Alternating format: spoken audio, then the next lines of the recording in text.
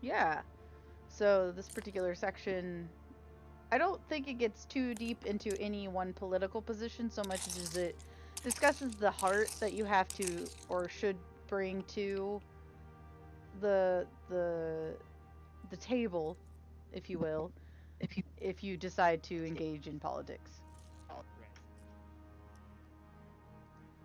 So I liked that about the chapter. Ugh. Scraping noises brought to you today Yeah, by Max. that's He is right. our commander in chief for ASMR today. Yeah, ripping roots out of the ground. Um, so you guys feel like you're ready? Always. Okay. We'll just dive in and let people roll in if they want to. Remember, at any time you can stop me, interrupt, or talk your own. Max and Sam are more used to this, but I do have a teacher voice, so I'll sound like I'm going on a lecture. I'm not When trying to do that. when do we get snack time and juice? Only if you're good. Oh, okay. But I have a teacher voice because I am a teacher, and so sometimes I sound like I've got something important to say, and all I'm doing is just trying to fill the space and air. So, just interrupt me anytime, please, if you want to talk or say anything.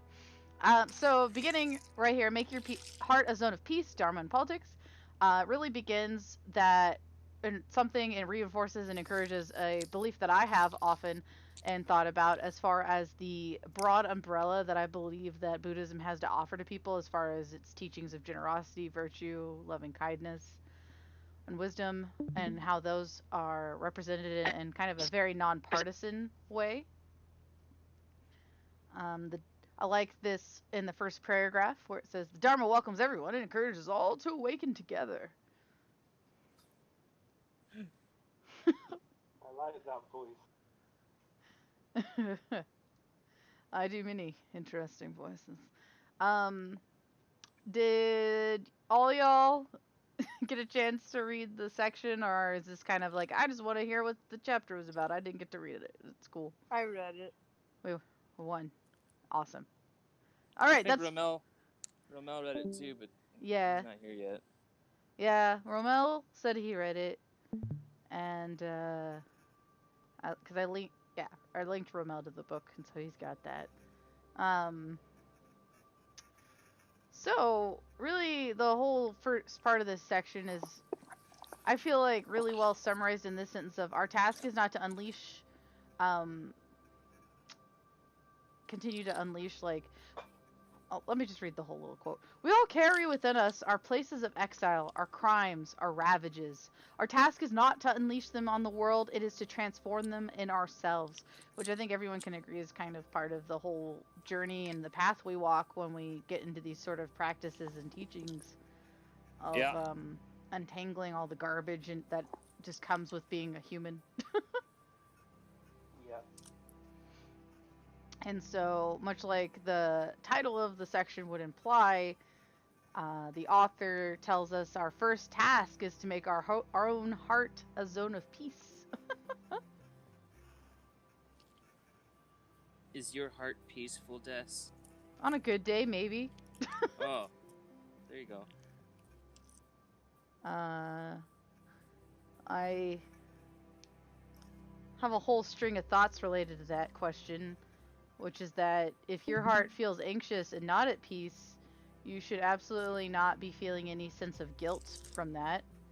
Oh, yeah. I think that people often bring a lot of guilt to the table when trying to follow the path and explore this way of believing and thinking.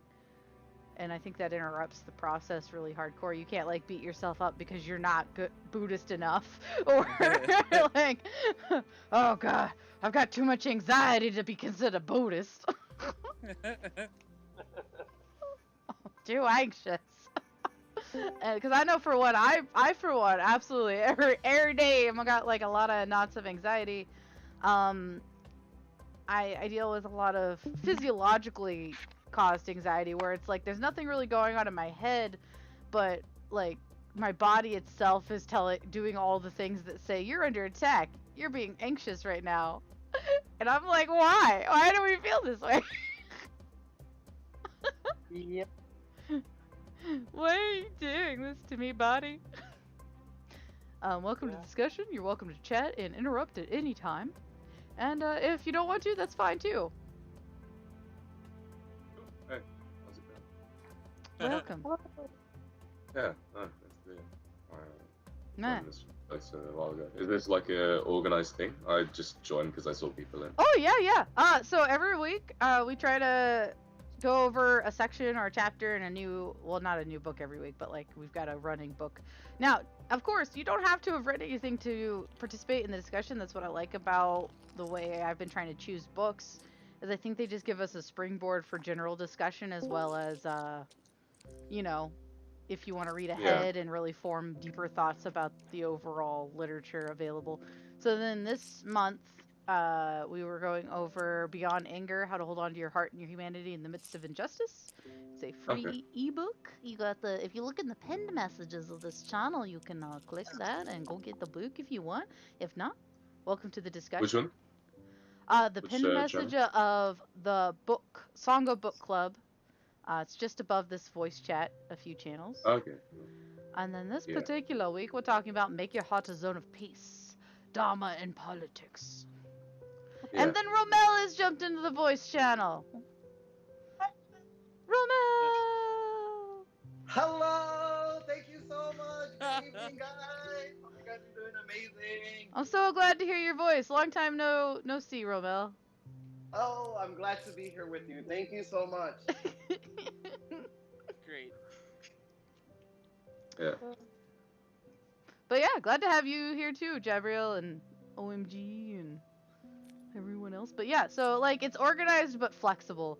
So like if for some reason you can't read the book or don't want to, you're always welcome in on the discussions. It's not like, well, you didn't read the book, get out. Yeah. There's no test at the end or any of that. Silent Gong here. Cool. Great example. Did not read the book. Oh yeah. Almost never has. Almost never has. He surprised me one week by reading the chapter. That was exciting.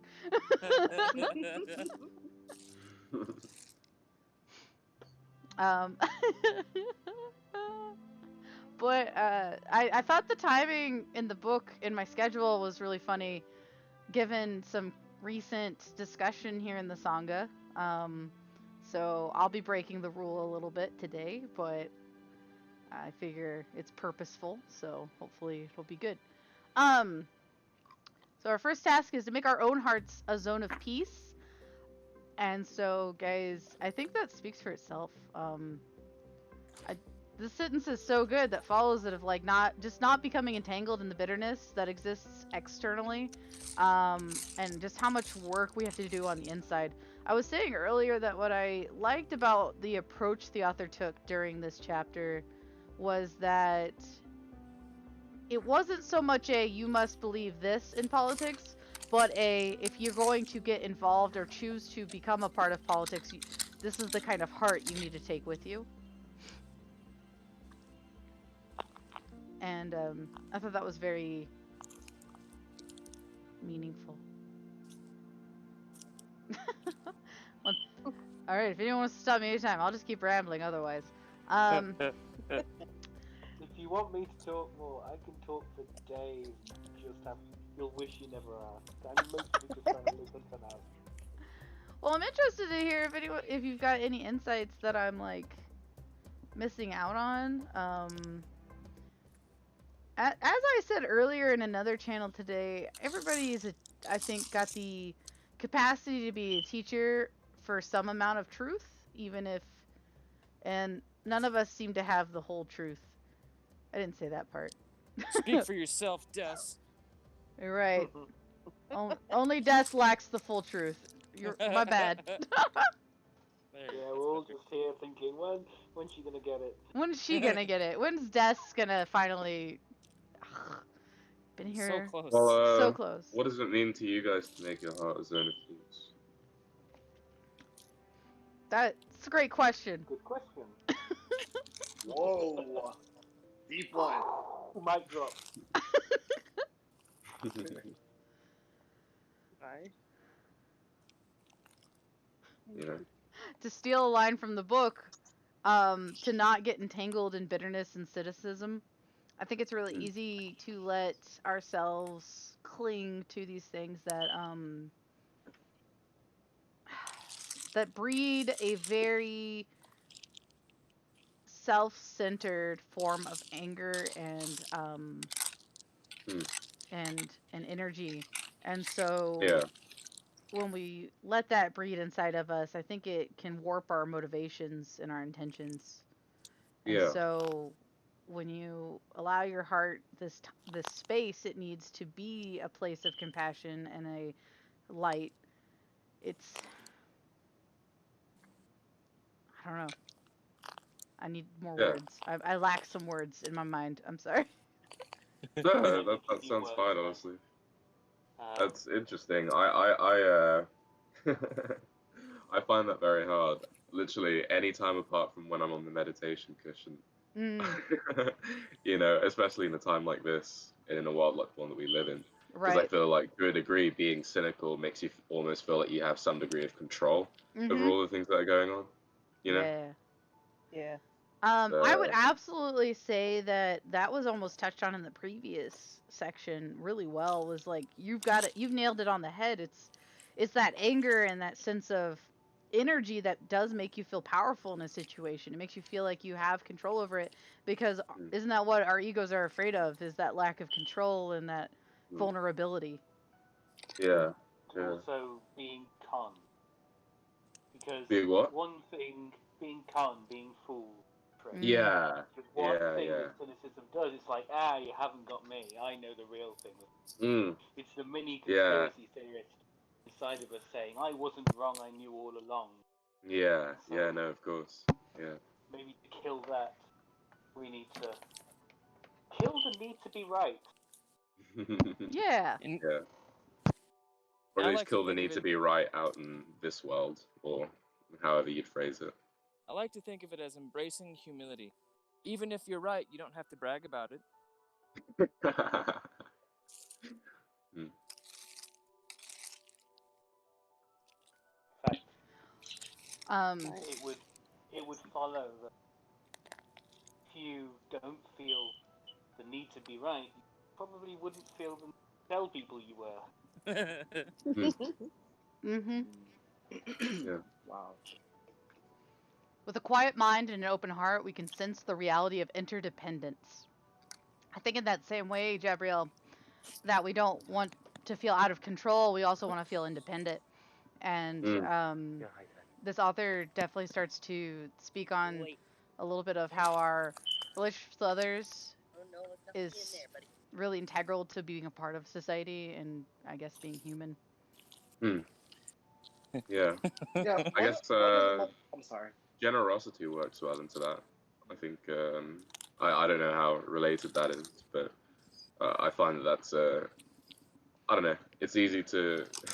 I find that one of the best things for getting rid of cynicism is doing even the smallest of like generosities for people. Mm. Sort of. Sorry, I'm not very good at phrasing my thought, but in terms of that grasping, that sort of, I don't exactly know what it means by interdependence in this context, though. It might be more broad than what I'm thinking about. Mhm. It might be, but I think you're also onto something very strong there. Because if you're feeling down about the world or feeling that, it's cruel or in some way unfair, I think giving something to someone, even if it's just $1 to someone that needs it, Mm. like that can do so much. And I mean, there's a selfishness component because you feel good because you've done something for someone, but there's also the witnessing, like with them, what that means to them. Yeah. And that in itself can help Mm. rekindle some spirit of compassion or Yeah. recognition. Yeah. Yeah. And undo the myths that come along with cynicism. You know, you can be the evidence against your own claims of despair, I guess, in the verbal context. One of the most amazing things that I realized about this excerpt, especially the fact that it says Dharma and politics, both in the same context, was it's something, as a practitioner of Buddhism for so many years, I've there's always these key words, right? Compassion, suffering, Mhm. the ego, mindfulness. But one word that really struck to me was on the first paragraph that said, uh, heal those qualities within ourselves. And Yeah, it's yeah. really interesting because Buddhism really is all about healing, as much as Mhm. we don't really uh, notice it in the beginning because we're so focused on the ego killer part of it, right? Trying to really tame our mind, tame our senses, figure out a part of us that's really reaching out to touch the world. So I thought that was the most interesting word usage throughout this whole dialogue or this whole chapter was the word healing. It was like the way that they used it in certain phrases. I was like, oh, okay, wow, this is really touching on healing. And I think that's a really, really prime factor in not only politics, but also how we see ourselves seeing the world at large and Yeah. touching other people's lives. Yeah, I think there was another big word in here that I always love, which is called interconnectedness. Mm. And we kind of take that for granted, right? It's like sometimes we feel a little selfish with being interconnected because it all starts with self. But then how can we share that interconnectedness with one another, right? Without being too forward or too harsh. So this is something that I thought was really, really profound in this chapter. I agree. Yes. Des has that witty repartee. You know me. I'm known for my wit and my quick use of a large number of words. Yeah, so then I asked myself, like, how have I healed in certain aspects within not only my Buddhist practice, but with also like how I reach out to other people and navigate my life and my ways through other people's lives. And the only thing that I could come up with was like trying to limit the conditioning that I have gotten throughout my lifetime, and just trying to see where that conditioning came from. Mhm. And the moment that I kind of realized like where certain conditions and ego motives came from or intentions, then I started to realize that peeling the layers weren't that easy until I fully engaged in my practice. Because that's the thing, it's all about how that word vulnerability, peeling off those layers, really discovering what that Buddha nature is inside of you. So I think once we kind of like figure that kind of stuff out or navigate through that, then I think politics would be kind of a piece of cake. But unfortunately, we don't live in that kind of society yet. But I think that, this is like the spearhead towards that. Mhm. Yes. If the world was free of delusion, would we? Wait, what? Couldn't quite hear I that. heard delusion, but I didn't hear the rest. Sorry, I have a different set of headphones. I said if the world was free of delusion, would we even need politics? Would we need politics? I think we Would still people would be need. self-governing? Well, I mean, that's hopefully like how politics does work is that it's self-governing people. I mean, at least with like democracy or whatever. I was gonna say democracy, yeah. In But name or in practice? hopefully in practice because that's the theory behind it. Correct. We don't have that in practice right now. Yes. As the author says, we are constantly bombarded with propaganda, and it dulls our senses and overpowers our inner value system. Oh yeah, and I love the That part where is the author says, "We all carry within us our places of exile, our crimes, Yes. our ravages. Our yes. task is not to unleash them on the world. It is to transform them in ourselves." It's Mhm. really interesting because I practice Nichiren Daishonin Buddhism, and I'm very, very proud of that. I always mention that in these audio segments in this book club. And one thing that's really interesting about Nichiren Daishonin Buddhism is that we use the term human revolution. And human revolution really means the transformation that happens within. right? And it's really important that we do have that sense of transformative processes happening. Even if it's just, going to the bathroom and brushing your teeth. I mean, that's a transformative process because some people don't have that luxury. But I think this was a really interesting part to that. Like, how can I really change something within to show outside of myself? Yes. I'm sorry. I was And like, yep, that's a good I'm sorry insight. if I'm so sorry if I'm so passionate. I just love this practice so much. And sometimes I get a little passionate. I am so sorry.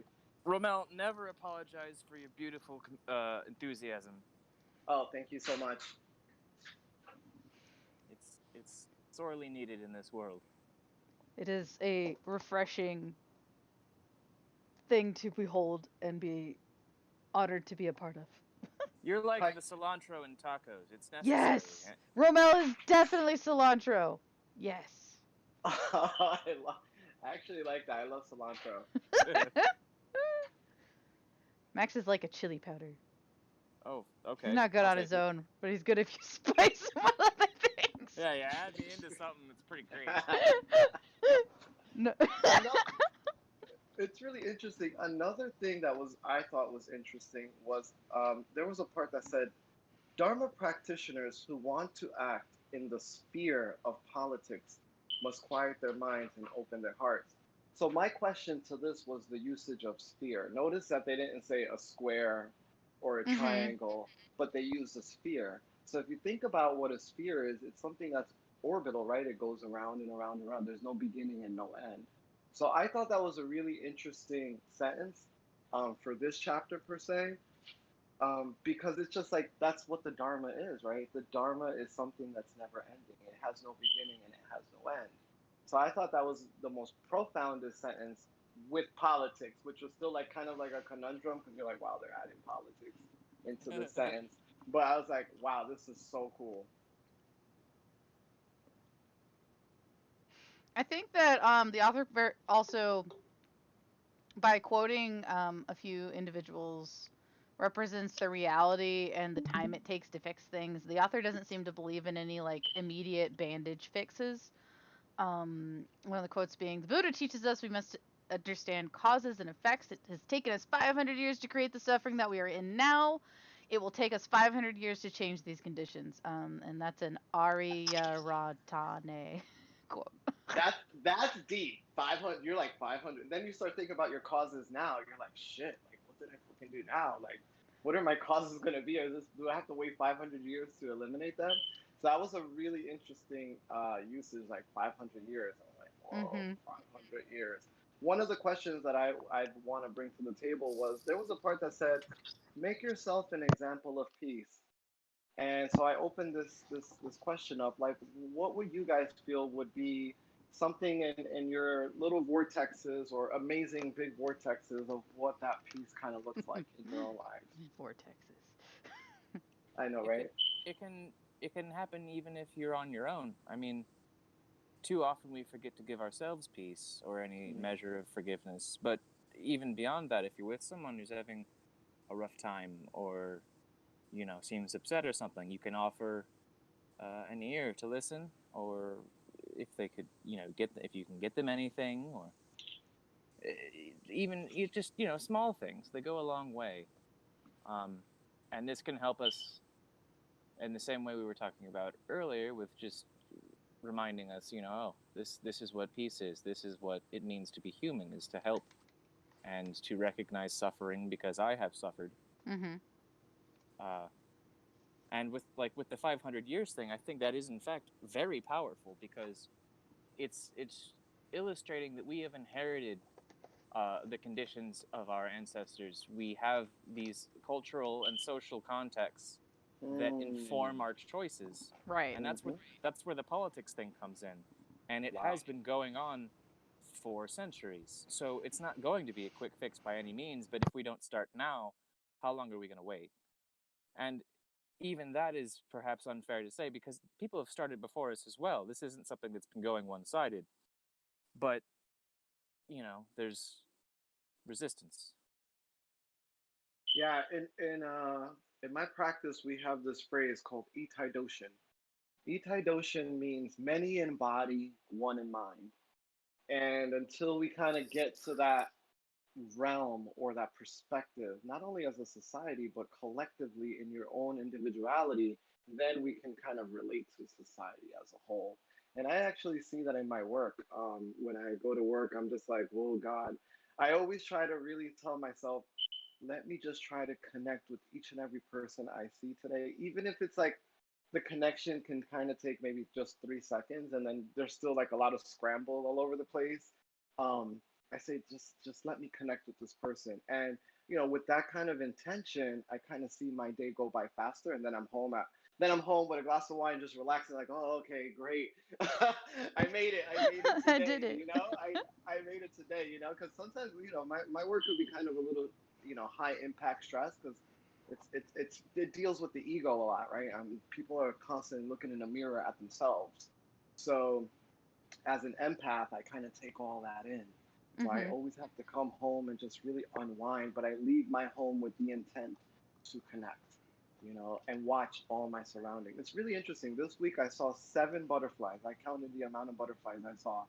And every time I see a butterfly in the concrete jungle of New York, I'm just like, wow, that's so amazing. And people think I'm crazy. They're like, what's going on? I'm like, oh my God, a butterfly. Look A at the color. And butterfly. they're like, what? Like, this guy is crazy. But, when you live in this kind of city environment, anything that attaches itself to nature kind of automatically attaches itself to Buddhism, right? Because I think Buddhism is just full of nature. It's just an amazing Well, it's rainforest full indicative of of your ocean. open mind to what the present is offering you. I mean, how many of us Hello, don't even hello. second glance at the creatures passing by us? I know without intent, I wouldn't know how many flowers I passed on the way to work. You know what I Oh mean? my gosh. You know what's been amazing when lady? It's funny because I close all my windows. I live in an apartment. Off topic. Um, if that's okay with you guys. So anytime it's funny. Anytime I see an insect in my apartment, it's always a ladybug. And kid me not, and I know this is very humbling, but I always bow to whatever ladybugs come into my apartment because they're just the most amazing little creatures. They look like little June bugs. I'm like, oh my God, a ladybug. The other day I saw a ladybug with 9 spots. I was like, oh man, this must be fortune. About 2 months ago, I saw a grasshopper in my apartment. I'm like, how are these animals getting in here? Insects getting in here? But I know that it has a lot to do with my connection to whatever that looks like in the greater scheme of life. So that's the most important part, right?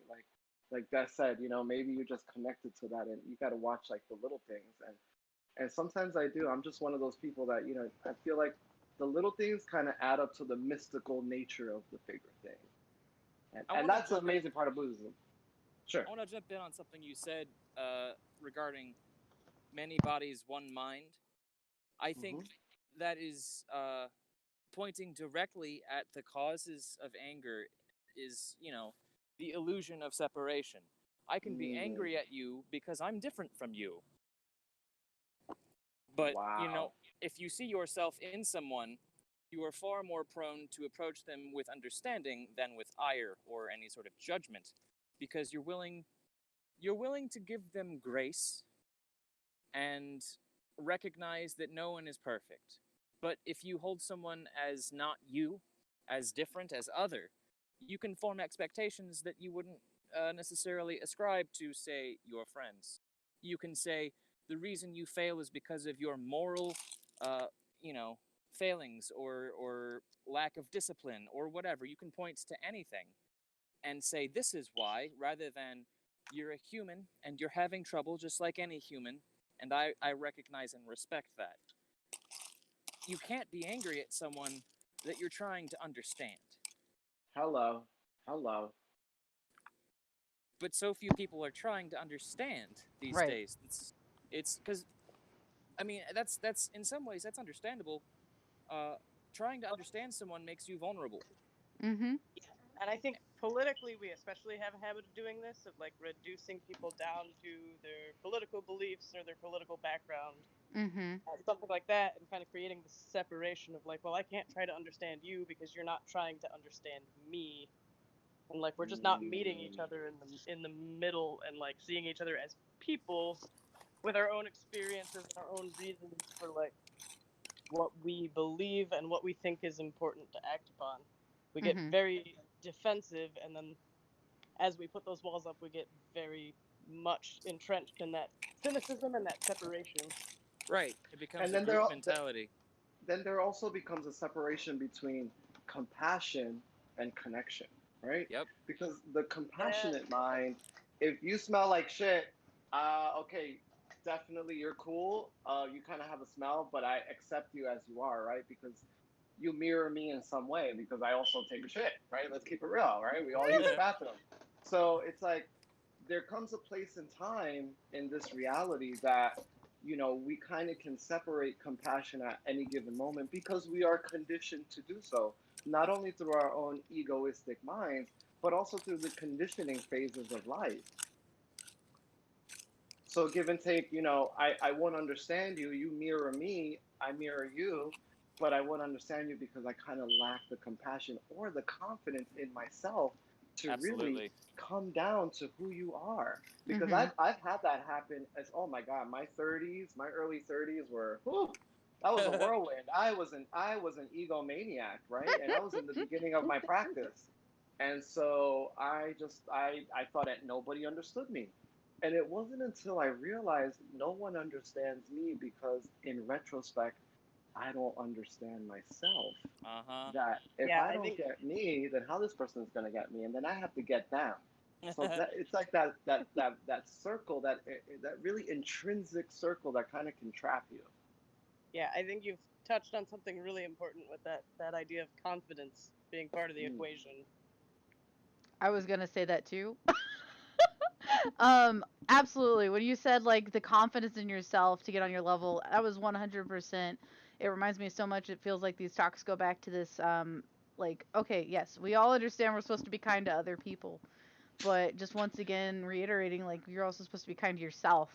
And so if you don't have the confidence or the kindness for yourself, and you try to go approach people on their level, then your ego is going to flail and it's going to kick and scream, and it's going to be really difficult to do that. I'll never forget one book club, and I think this was like maybe the one of the last. Well, before I went on the contemplation moment. Um, is that one of the members, one of the students on the call said, when you get hurt is when the ego screams the loudest. And I Yup. never forgot that. I never forgot that. I was like, wow, he is so right. Because the ego is very elegant in its design. It's Mhm. like an iPhone. It upgrades every moment. Then it, Yeah. it kind of gets fucked up, and then it upgrades again, and then you kind of try to download the upgrade, and then you lose your contacts and shit.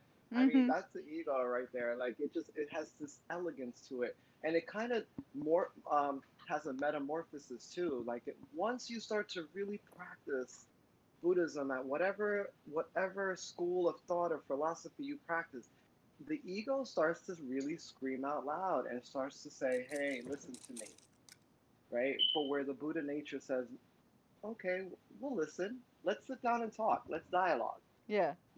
And the ego hates that. And this is where we tie into politics because politics is full of that. It's full of that ego mind that's like, hey, talk to me. I want you to listen. I have a voice. This is what it is. Where the Buddha nature is just like, okay, let's talk, right? So this is where we have to tie all these facets together, and that takes time.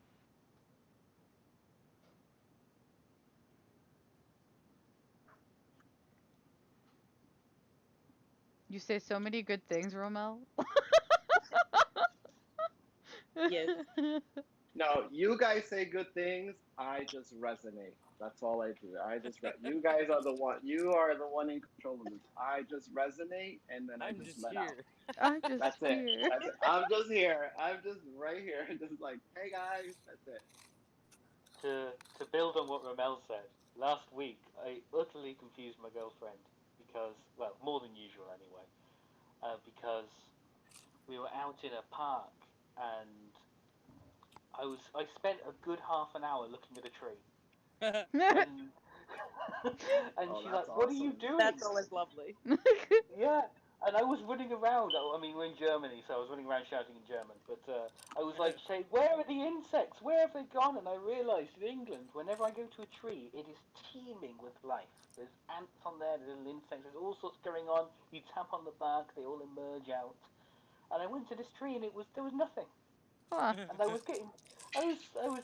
I'd taken this for granted for so long. I'd never seen a tree that was the only word I can think of is dead. There was nothing going Wow. on with this tree, and I was like examining this tree for about half an hour, and her and her sisters and her father were sat on a bench just watching me frowning. Um, and it's like, oh, it's Josh again. It's just him doing his thing. And so I resonate with what you were saying about the ladybug. It's like, wow, like because if I'd have seen one then, like it was the most amazing thing in my life. I found one ant, and I followed that ant for quite some time. And it had an amazing life. Wow. And That's just to awesome. think, just because there was one ant, I paid so much more attention to it than I did for the hundreds of ants that are around me now. Wow. Yep. So, and one other thing to build upon what you've said, Rommel, is in arguments, a lot of people talk about trying to get their point across. And I think that's the problem half the time. Mhm. Oh They're yeah. so busy Yeah. saying, I want to get that's the first problem, point across. So they're trying to convince you. They're not actually trying to discuss something. They are just trying to push the view that they hold on, that they cling onto inside themselves, outwardly onto you and impose it upon you so they can feel better Yep. about having a consensus. Well, and I know I've done this, and I'm pretty sure a lot of people struggle with this. It's you're in an argument, you're in a heat of a moment, right?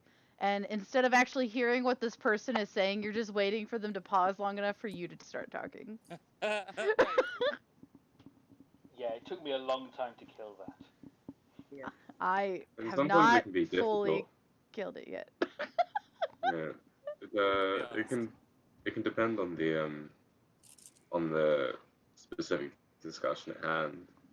You know, for example, I'm I'm black, a person of color, however it's phrased these days, and there are some discussions where it is very difficult to how you say keep your patience and Yeah. not Mhm. try to I mean, there are some discussions which really I've learned that you shouldn't have, but I used to try and have them anyway. You know, you Mhm. end up in discussions with people who essentially debating the reality of your humanity. Oh yeah, that's lovely. You know, Whoa. um, and it's well, you know, it can be quite difficult Yeah. to keep a cool head. Mhm. You know, I guess sometimes uh, more than trying to come to a consensus that can be good also just to know when to walk away and not realize that there's no skill in attempting to have the conversation that you're trying to have. At least that's Yeah. to Yeah. some degree the perspective that I have on it, you know. Yeah, and that's amazing because in Buddhism, the voice does the Buddha's work. But then there are times where the voice isn't so present exteriorly, physically, right? There are times where the voice is not necessary, just the presence. And the Mm. walk away is just like, I acknowledge you. It's like a Bodhisattva Fukio, a very, very interesting Bodhisattva from Japan. Mm. He always said to every person that he greeted, he would say, "I bow to your sufferings." And that was really amazing because nobody's gonna walk up to you and say, "Hey, I bow to your sufferings," right? Because you're like, Mm. "Oh, this dude is like out of his mind," right? Like, okay, I bow to your sufferings too, man. Like, keep it moving. But Mm. like, yeah, I think it's really important to feel that moment in your life that is, even though there is some type of could be a little bit of a judged feeling or a feeling of out of place, or because you stand for something way different than the norm or the person standing in front of you. that the connection can be severed, right? But the reality is your compassion really motivates you enough to walk away, right? Because you still acknowledge, but walk away. One thing Mm. that's interesting about the trees, going back to the trees, is I always think about the movie Avatar, and I love the part that they call it Sahelu, which is like they take their braid and they connect it to the trees, right? They connect it to life. And I feel like that movie is so Buddhist. That's like a totally Buddhist movie.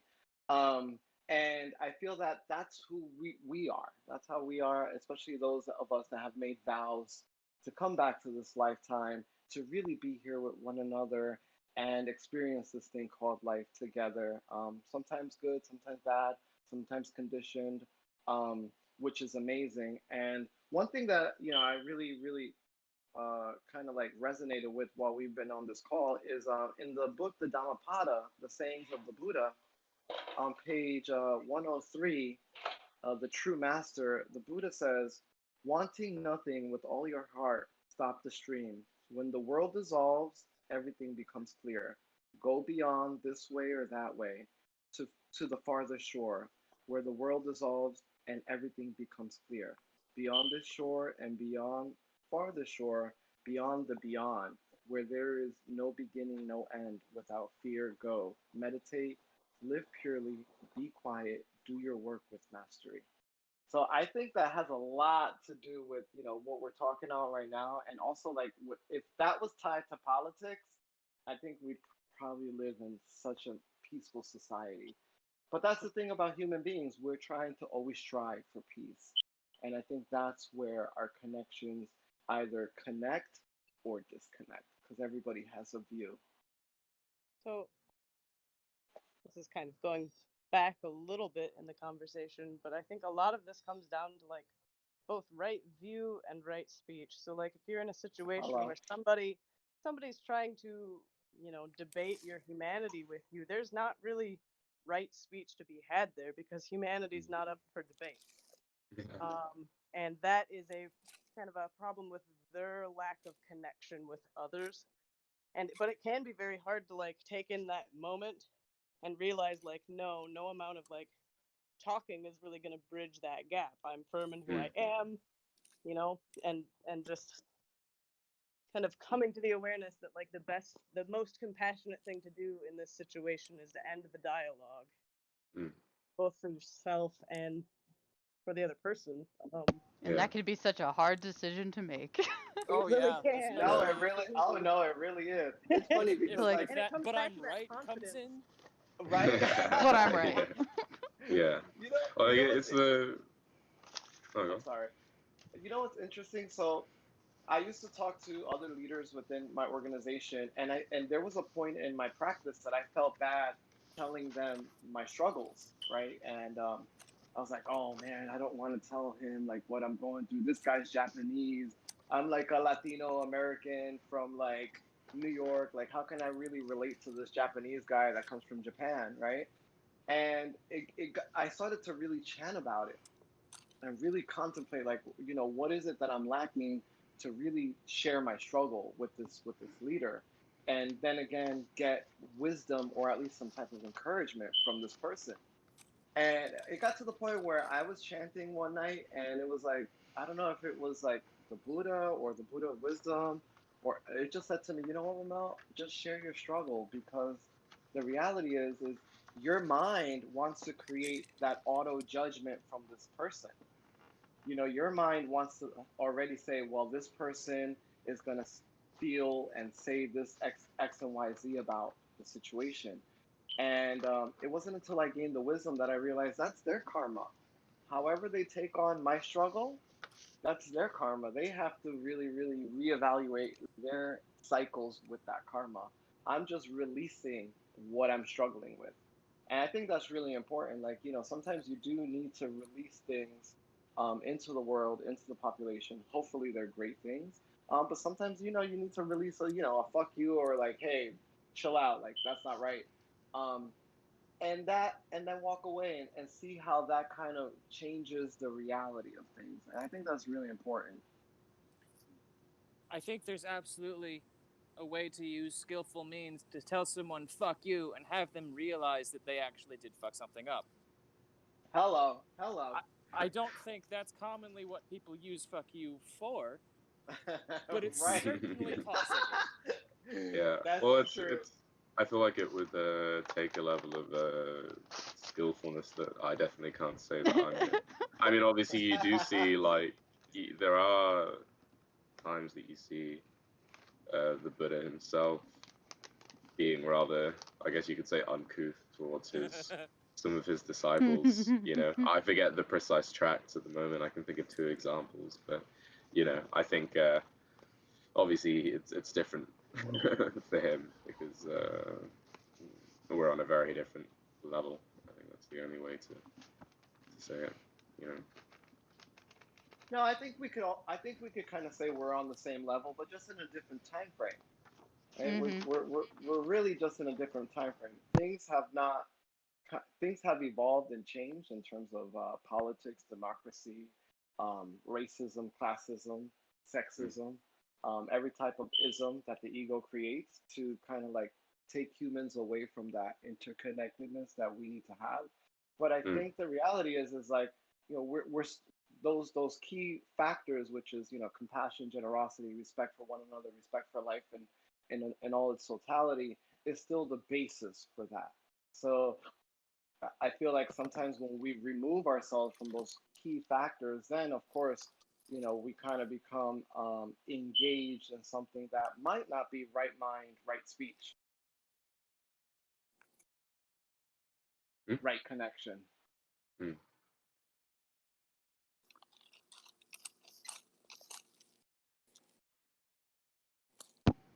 Very deep. Whilst race is on the topic board,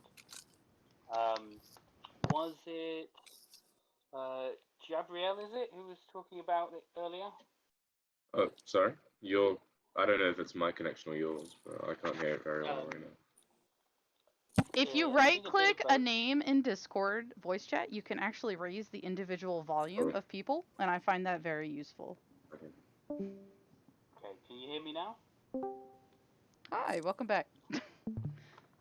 Hello, Moto. Hello, Moto. Hello. I remember those adverts. Hello. Can everyone hear me clearly before I speak? I mean, I could hear you before. I can hear you. Yeah, I can totally hear you. Okay, good. So at least some will hear this. So this is something for everybody. There is a book that I think people should read. If you've read it already, then brilliant. And the book is called Why I'm No Longer Talking to White People About Race. Ooh. And whoa, deep. Okay. The book, the title of the book, for a while put me off because I took it as a personal attack because I'm white. Yeah. Anyway, eventually I got past that and I read the book, and it's a very important book, and I think it should be made part of the school curriculum. It's that important a book. And the reason is, one, for people I'm sorry, can you say the title of the book again so I could put it in my iPhone books? I'm like a big book nerd. What's the name of the book again? Why I'm No Longer Talking to White People About Race. And thank you. This book isn't actually addressed to white people, funnily enough. But it talks about the experience that Gabrielle shared where you're trying to explain something to someone who hasn't experienced racism, and you're having to either explain the same thing yet again, or they just don't quite get it, or these kind of things. And talks about how it can be exhausting, and the title of the book comes from saying, at some point I need to draw a line and look after myself and not completely drain myself so I can fight again tomorrow. And so that's where the title actually comes from. It's not an I hate white people title. It is I need to look after myself because fighting racism is hard when people just don't get it. And the reason the contents of the book I think are important is it highlights for me how a lot of what I've done in my own life is utterly racist Hmm. and needs to change. Wow, that's deep. And it's important because here's one key point. So I'm a white guy, and I I know that I haven't had to face racism. The closest thing I've had is someone shouting milk bottle at me, which is a weird thing. But it had no impact on my life. I carried on. I went to work. There's no different thing in my life. It's just someone basically shouting "fuck you." That's all it really is. And this book talks about how people like me being aware of racism, knowing it's a problem, and seeing it as this thing that happens to other people somewhere else that I don't do anything about is what keeps it going. People like me, who have sat for many years not doing anything about racism because we expect it to sort itself out, are the cause of racism. And that can be a very uncomfortable message, especially for white people, to hear. But it is an important message because if we do nothing, that's what will happen. Mhm. And so I encourage everybody to at least read this book. It has concrete suggestions about what you can do. So it's not just saying do something and then saying I don't know what. It's saying these are the structural causes of racism, and in essence, admit that you're a part of the problem and do start doing something about it so you're no longer a part of the problem. So I really encourage everybody to read this book, black, white, or otherwise, and try and chip away at what is a big structural issue in the world rather than waiting for someone else to do it or some person of colour to have to explain it to us again. They've written a book, let's go read the book. Someone's gone to the effort of writing this book. The least we can do is go and read it. Yep. Wow, thank you so much. I just bought the book. 14. It's 14.99 on Apple Books in case anybody wants to know. Well, that's not bad. That's an amazing. I've read like the first. I'm a total book nerd, so I just read like the first two paragraphs of the preface, and you are absolutely right. I mean, for me as a person of color, I feel that it's really important. Not only like societal, but also karmically to know that there's a lot of things that have come about through the karma of divisions in society and divisions in races, and also divisions in people's hearts. Um, and I kind of feel really encouraged by what you said, and I also feel encouraged by the last paragraph of the chapter that we were touching on, which says the Buddhist teachings of compassion and wisdom are empowering. They encourage us to act. Do not doubt your actions will bear fruit, and that change for the better can be born from your life. Gandhi reminds us, I claim to be no more than an average person with less than average ability. I have, I have not the shadow of a doubt that any man or woman can achieve what I have if he or she would simply make the same effort and cultivate the same hope and faith. And I feel like that's like something to like really resonate with. And I'm totally gonna resonate with this and also the book because that sounds like a good read, and I really thank you for that. You are most welcome. Two other things on the back Somebody's of that. chewing some Mhm. chips in the background. Just to say that. Otherwise, I'm just listening. Oh, I can hear it. Oh, is that what we hear? Some I've heard chips? it the whole Okay. time. no, that's me moving rocks around actually. Okay, that's what Okay. it was. I thought it was chips. No, I'm gardening at the moment. Oh, No I worries, wish no I could worries. garden. Oh, that's so awesome. I just have a fire escape, but whatever. Well, we can garden our minds instead. Oh, So, one thing I wanted to touch on is that's probably why you're in Germany. You are in Germany because Germany is the place for Renaissance. Germany has so much karmic action, and your life, whether it was your girlfriend or your life just moved you there, or work or what have you, can I stop you it very moved. quickly? Sure, I go am right not in ahead. Germany. Oh, I thought you were. I thought you said you were staring at a tree in Germany. Oh, I was staring at the tree in Germany, and then I came home. Oh, okay. Um, All right. I am in the UK. Oh, Okay. I feel lied to. Aw. Yeah. Well, Well, at in least you got to. Shogun. At least you got to see a tree in Germany. Hey, I'd love that. Yes. Yes. But I didn't want you to talk at length about how I was in Germany. I know. when I'm I like, wasn't. well, we're not allowed in. We're not allowed in Europe yet, but hopefully we will soon.